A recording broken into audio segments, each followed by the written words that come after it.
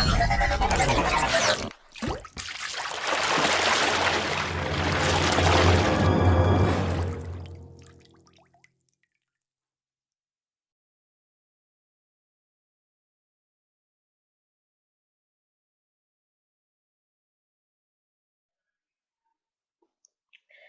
guys, welcome to my YouTube channel. Oke, sekarang aku mau membahas soal-soal UTS matkul Bahasa Indonesia. Kita mulai ya. Untuk pertanyaan yang pertama. Jelaskan berdasarkan temuan mahasiswa di lapangan, faktor apa saja yang menyebabkan terjadinya kesalahan penulisan ejaan. Berikan contoh kesalahan ejaan yang sering muncul. Jawabannya, 1. Minimnya pengetahuan tentang kaidah penulisan. 2. Minimnya minat baca. 3. Kurang memahami penggunaan ejaan. 4. Kurangnya ketelitian dalam menulis.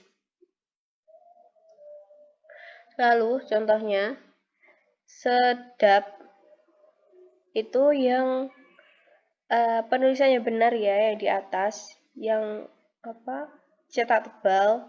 Sedangkan yang di bawah itu merupakan contoh penulisan yang salah. Sedap itu seharusnya A-nya cuma 1. Nah, yang salah itu kalau A-nya ada 2, kayak di bawah. Nah, contoh kedua, coklat, bukan coklat. Ketiga, mie, M-I, nggak pakai E. 4. Jus, bukan juice. Lalu, untuk pertanyaan kedua, bagaimana langkah membedakan kutipan langsung dan kutipan tidak langsung dalam proses pengutipan? Jelaskan dan berikan contoh. Lalu, jawabannya, kutipan langsung. Pengertiannya, kutipan yang dibuat karena ide atau konsep orang lain yang disalin sesuai dengan aslinya, tanpa merubah bentuk tulisan dan maknanya. Sederhananya, ide atau gagasan tersebut ditulis sama persis sesuai dengan aslinya. Lalu, untuk cara menulisnya, cara menulis kutipan langsung, hal pertama yang dilakukan terlebih dahulu menyebutkan nama pengarang yang ada di setiap tulisan yang dibuatnya. Langkah kedua, tahun terbit. Dan langkah terakhir ialah menyebutkan halaman kalimat atau teks yang disalin dari tulisan sebelumnya. Contohnya, Kojet Diningrat, kurung buka, 1974, kurung tutup, mengatakan nilai budaya adalah faktor mental yang menentukan perbuatan seseorang atau masyarakat. Lalu, untuk kutipan tidak langsung, pengertiannya, kutipan yang dibuat oleh seseorang penulis, di mana ide atau konsep orang lain yang dikutip dengan menggunakan kata-kata penulis atau peneliti sendiri. Artinya, dalam menulis kutipan tidak langsung, seseorang hanya mengambil makna sebuah tulisan, sedangkan tulisannya dibuat sendiri. Untuk cara menulisnya, kutipan tidak langsung bisa dilakukan dengan beberapa cara, misalnya saja dengan menyebutkan nama penulis dalam kalimat. Contoh, Sapandari, kurung buka, 1999, kurung tutup, menyebutkan bahwa di Indonesia, budaya patriarki atau sistem sosial yang menempatkan pria sebagai sosok otoritas utama yang sentral dalam organisasi sosial masih nampak jelas dalam kehidupan sosial, politik, ekonomi, dan diskriminasi terhadap wanita. Kondisi yang seperti itu menyebabkan pembatasan peran wanita terhadap kegiatan politik. Untuk pertanyaan ketiga, apa perbedaan dari biografi dan biografi? Jelaskan disertai dengan contohnya. Biografi adalah riwayat hidup seseorang yang ditulis oleh orang lain. Karena biografi disusun oleh orang lain, Dalam menulis biografi, biasanya penulis biografi mengandalkan berbagai sudut pandang terkait tokoh serta bermacam dokumen pendukung. Dalam biografi, dijelaskan secara lengkap tokoh yang ditulis dari lahir hingga meninggal, serta disebutkan juga jasa dan karya yang telah diciptakan oleh tokoh yang digambarkan di dalam biografi. Contoh, buku Galileo menyingkap kebenaran yang ditulis oleh Tasman Mahmud. Lalu, untuk bibliografi merupakan daftar buku atau karangan yang merupakan sumber rujukan dari sebuah tulisan atau karangan atau daftar tentang suatu subjek ilmu, dan bisa dikatakan bibliografi adalah daftar pustaka. Bibliografi mencakup deskripsi buku yang meliputi judul, pengarang, tahun terbit, nama penerbit, serta kota terbit. Contoh, bibliografi sejarah Perang Diponegoro.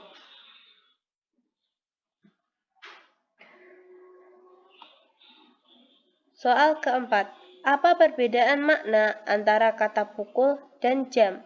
Jika dilihat dari penggunaan untuk menunjukkan kata pergantian waktu, jelaskan disertai dengan contoh kalimatnya.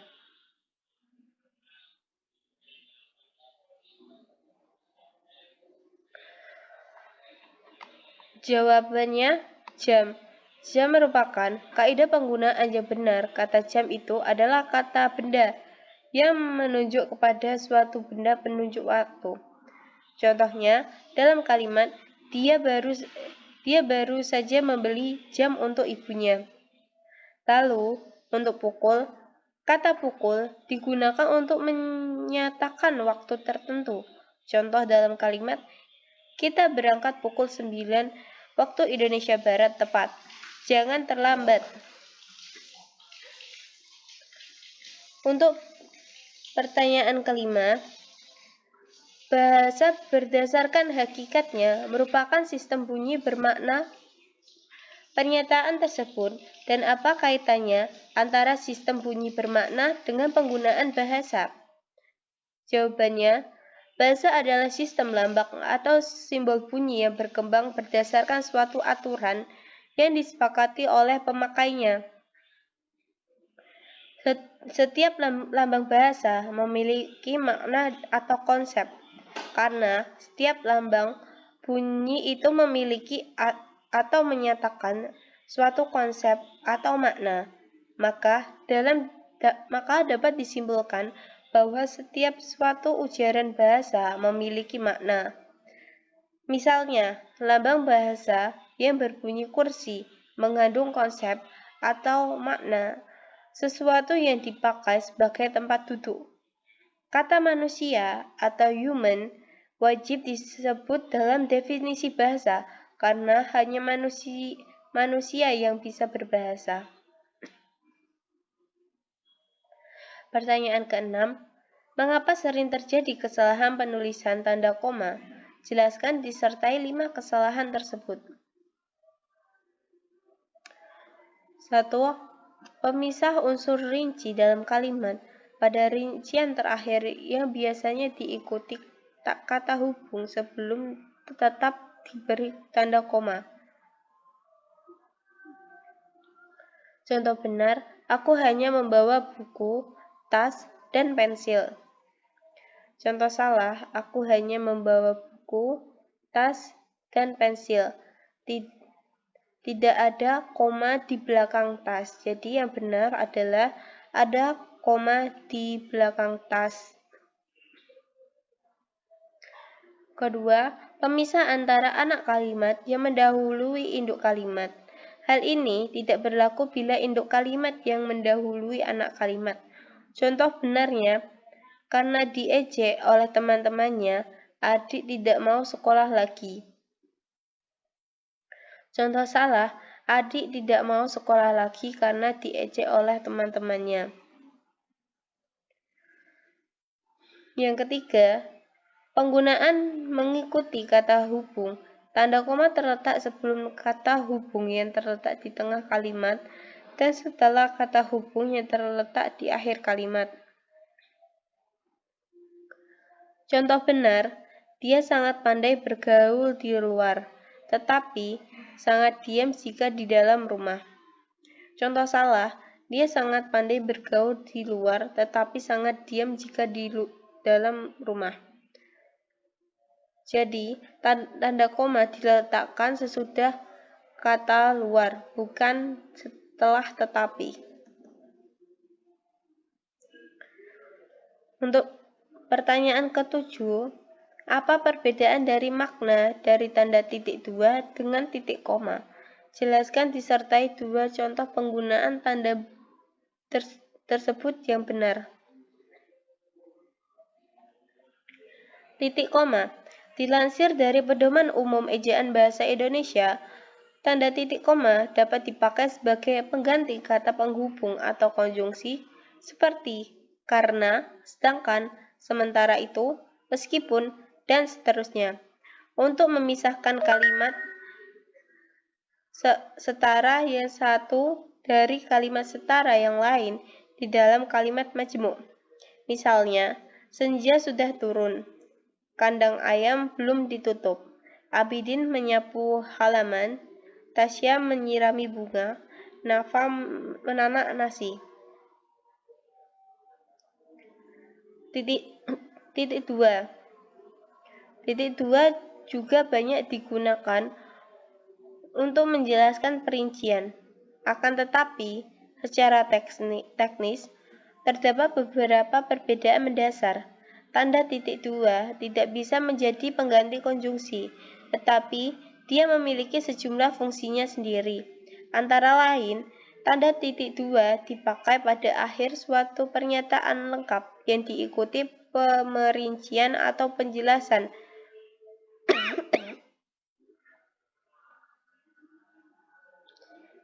Misalnya, anak-anak diminta mengumpulkan bunga-bunga berbau harum yang tumbuh di sekitar taman itu.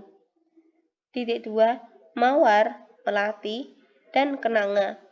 Anak-anak berandalan itu berhasil mengepungnya. Dan saat itu, Sahrul hanya punya dua pilihan. Titik dua, bertarung atau berteriak.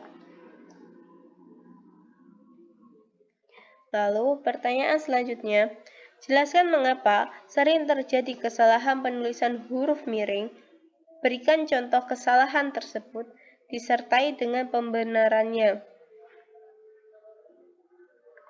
Huruf miring dipakai untuk menuliskan judul buku, nama majalah, atau nama surat kabar yang dikutip dalam tulisan, termasuk dalam daftar pustaka. Misalnya, saya sudah membaca buku Salah Asuhan karena karangan Abdul Muiz. Majalah Pujangga Baru mengeluarkan semangat kebangsaan. Berita itu muncul dalam kabar Cakrawala. Lalu yang kedua, huruf miring dipakai untuk menegaskan atau mengkhususkan huruf, bagian kata-kata atau kelompok kata dalam kalimat. Misalnya, huruf terakhir kata abjad adalah D. Dia tidak diantar, tetapi mengantar. Dalam bab ini, tidak dibahas pemakaian tanda baca. Lalu yang ketiga, huruf miring dipakai untuk menuliskan kata atau ungkapan dalam bahasa daerah atau bahasa asing. Upacara pausijuk atau tepung tawar menarik perhatian wisatawan asing yang berkunjung ke Aceh. Nama ilmiah bunga manggis ialah Gracinia mangostana. Weltan saung bermakna pandangan dunia. Lalu, pertanyaan terakhir. Jelaskan bentuk kesalahan penulisan konsonan dan vokal pada karya tulis ilmiah. Berikan contoh kesalahan tersebut, disertai dengan pembenarannya. Jawabannya, hilangnya vokal dan konsonan. Data pertama hingga data ketiga adalah hilangnya vokal A di antara sebuah kata yang ditulis. Data pertama, vokal A, hilang antara huruf konsonan P dan T. Pada kata dapat yang ditemukan dalam kalimat, saya dapat naik sepeda motor. Tidak ada huruf A di antara huruf D dan P. Lalu, data kedua, vokal A, hilang antara huruf konsonan G dan L pada kata mengalami yang ditemukan dalam kalimat saya mengalami cedera serius. Lalu, data ketiga, vokal A, hilang antara huruf konsonan N dan S pada kata kepanasan yang ditemukan dalam kalimat mereka tidak kemanasan. Nah, sekian ya guys untuk pembahasan soal-soal UTS. Thank you for watching.